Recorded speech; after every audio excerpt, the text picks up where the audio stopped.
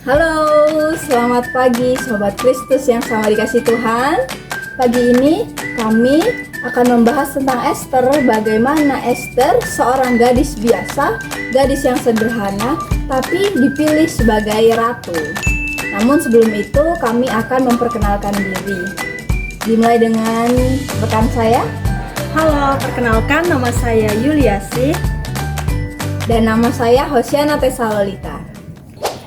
Satu keputusan mengubah sejarah ketika ratu diturunkan. Seluruh kerajaan gempar dan beribu-ribu gadis berlomba untuk mendapatkan gelar sebagai ratu. Mereka berambisi untuk menampilkan kecantikannya. Di antara mereka yang berlomba-lomba, ada seorang gadis yang sangat sederhana. Ia merupakan anak yatim piatu. Tapi Tuhan sudah menetapkan tatanya.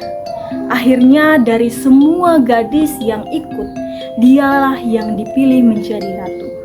Bukan karena kecantikan yang membuatnya menang, tetapi karena iman dan waktu Tuhan yang sempurna.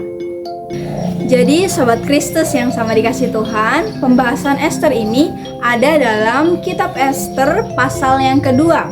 Ini terjadi dalam pemerintahan Raja Ahasiweros yang pertama. Dari Kekaisaran Persia pada abad yang kelima sebelum Masehi.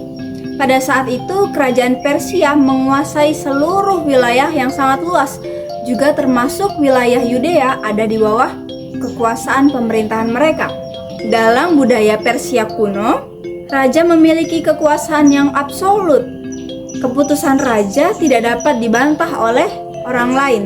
Raja Ahasiweros ini mengadakan suatu pesta yang sangat besar selama 180 hari yang bertujuan untuk memamerkan kekayaannya, untuk memamerkan kekuasaannya kepada kerajaan-kerajaan lain yang ada di sekitarnya.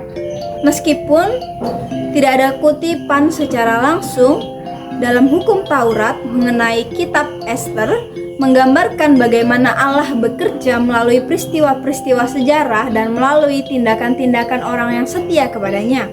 Kitab ini menunjukkan bahwa Allah dapat melindungi umatnya dan dapat menyelamatkan umatnya bahkan dalam situasi yang sulit dan tanpa tanda-tanda keajaiban yang jelas.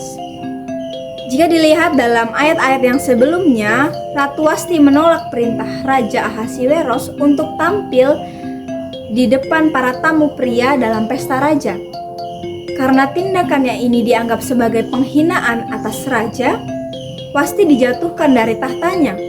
Hal ini menyebabkan raja mencari seorang pengganti untuk menjadi ratu baru untuk menggantikan Ratu Wasti. Kemudian pada pasal yang kedua berfokus pada proses pemilihan Ester sebagai calon ratu yang baru dalam bagaimana dia mendapatkan perhatian raja. Ester merupakan seorang gadis yatim piatu. Ia dari bangsa Yahudi. Ia dibesarkan oleh sepupunya Mordekai. Mereka hidup sederhana tanpa kekayaan dan kedudukan. Ester memiliki sikap hati yang lembut dan bijaksana. Ketika Raja Ahasiweros mencari pengganti Ratu Wasti, Ester dipilih bersama gadis-gadis lainnya untuk menjadi calon ratu. Selama persiapan yang panjang hampir setahun, Ester mengikuti nasihat dari Hegai. Hegai merupakan penjaga perempuan di istana pada waktu itu. Dengan tetap rendah hati, dia tidak mengungkapkan asal-usulnya sebagai orang Yahudi. Ketika menghadap raja, sikapnya yang tenang dan kebijaksanaannya membuat raja memilihnya sebagai ratu untuk menggantikan Ratu Wasti. Karena waktu itu, Ratu Wasti menolak perintah dari raja sendiri. Pilihan itu bukanlah kebetulan, tetapi itu merupakan bagian dari rencana Tuhan yang besar.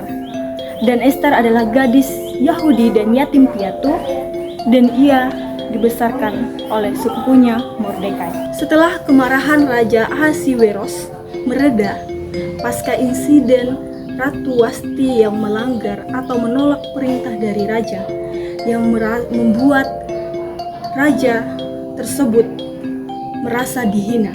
Raja tersebut berinisiatif untuk menyuruh suruhan dari kerajaan untuk mencari gadis-gadis untuk dicalonkan menjadi ratu.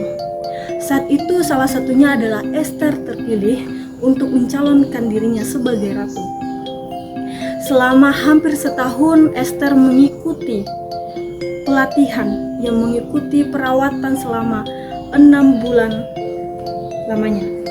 Di sana ia diajarkan melalui Hegai yang merupakan penjaga istana perempuan. Saat itu Ester mengikuti apa yang dikatakan oleh Hegai.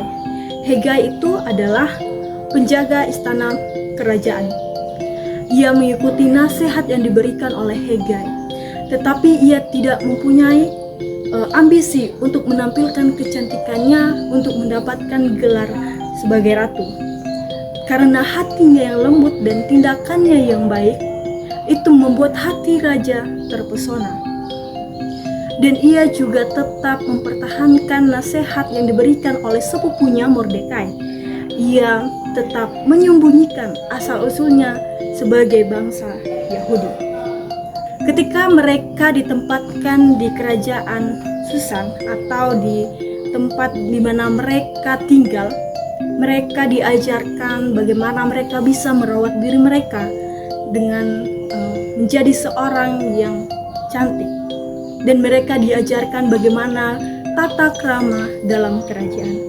Tetapi dengan hatinya yang sangat sederhana, hatinya yang dengan lembut dan murah hati, Ester hanya berpegang teguh pada Tuhan.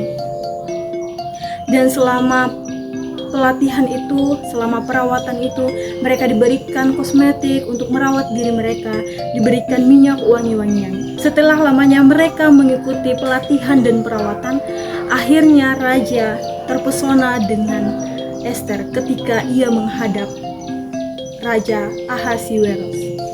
Jadi yang menjadi refleksi bagi kehidupan kita yaitu kejadian setelah kemarahan Raja Ahasiweros mereda, menunjukkan bahwa Allah dapat menggunakan keputusan manusia, bahkan keputusan yang bersifat duniawi, untuk menggerakkan rencananya.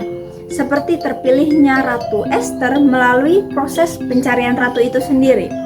Pemeliharaan Allah terlihat dalam peran Mordekai yang mengasuh Ester dan perhatian terhadap Ester. Ini menunjukkan kasih dan perlindungannya bagi umatnya di tengah pengasingan. Keberhasilan Ester mendapatkan perkenanan Hegai dan Raja menggarisbawahi pentingnya kasih karunia Allah dalam mencapai tujuannya. Ketaatan Ester pada nasihat Mordekai mengajarkan tentang kebijaksanaan dan pentingnya mendengarkan pada bimbingan yang benar. Masa persiapan para gadis menjadi gambaran bahwa Allah mempersiapkan umatnya melalui proses untuk suatu tujuan. Kita bisa belajar dari kisah Ester. Dia adalah seorang gadis biasa yang diangkat menjadi ratu. Kita belajar bahwa Allah berdaulat dan dapat bekerja melalui situasi apapun untuk menggenapi rencananya.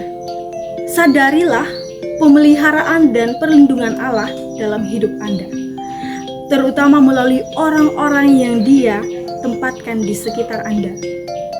Andalkan kasih karunia Allah dalam segala usaha, karena hanya Dialah sumber kekuatan, hanya Dialah sumber harapan dalam kehidupan kita.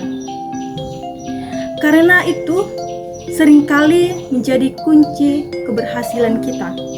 Bertindaklah dengan bijaksana dan taat pada nasihat yang saleh dan menghadapi berbagai situasi.